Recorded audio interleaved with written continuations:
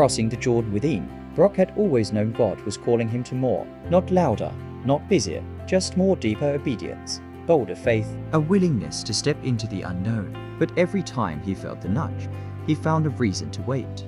Next month, after I get things in order, when I feel ready, and so the calling sat on the shelf of his life, gathering dust. Across town, Monica was living her own version of the same story. She felt God tugging her toward ministry, toward mentoring young women, toward stepping into a role she didn't feel qualified for. But fear whispered louder than faith. What if I fail? What if I'm not enough? What if I heard God wrong? So she stayed where it felt safe, stuck between desire and hesitation. One Sunday morning, both Brock and Monica found themselves at the same community worship night. Not planned, not expected, just orchestrated. The pastor read from Joshua 1, his voice steady and strong. Moses, my servant, is dead. Now therefore arise. Every place the sole of your foot treads, I have given you.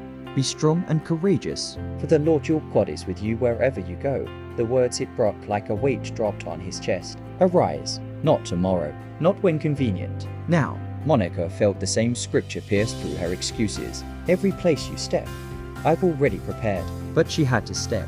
When the service ended, they both lingered to strangers standing in the same holy hesitation. Brock noticed Monica wiping her eyes. Monica noticed Brock staring at the floor like it held answers. They exchanged a quiet hello, then a conversation, then a confession neither expected to share. I know God's calling me to something, but I keep putting it off, Brock admitted. Monica nodded. Same. I'm scared to move, scared to mess it up. They laughed softly, not because it was funny, but because it was familiar. Then Monica said, maybe obedience isn't about feeling ready.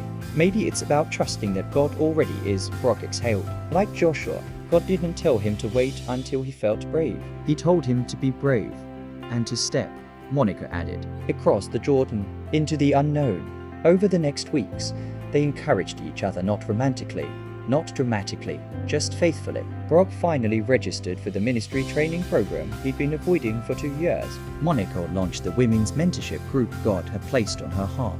Both were terrified. Both were tempted to retreat.